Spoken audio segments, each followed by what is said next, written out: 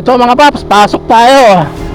Magandang hapon, no? Bale, pasalamat lang ako, no? Simpleng pasalamat lang, no? Sa subscriber ng J5 Motovlog, no? Na-reach na natin yung 8,000 subscriber natin mga paps. At patuloy na dumadaya pa yung mga nagsusubscribe.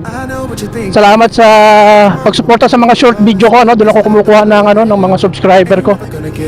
Mahina yung views ng mga long video natin, pero mga paps yung mga short video medyo malakas.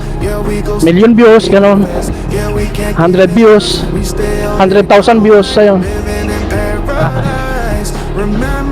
Kaya dun sa mga bagong YouTuber, no, para makakuha kayo ng subscriber, ang i-upload nyo muna mga paps yung yung short video.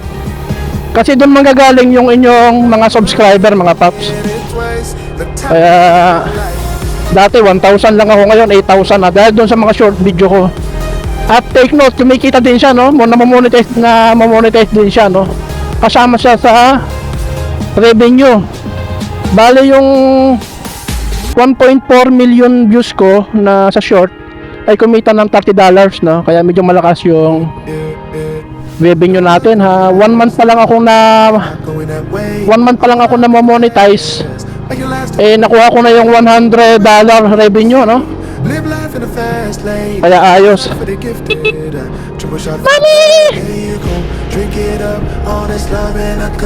Ayun mga paps. Kaya tsaga-tsaga lang tayo, so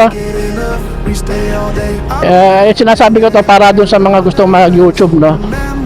Na motivation sa kanila na wag nilang titigilan.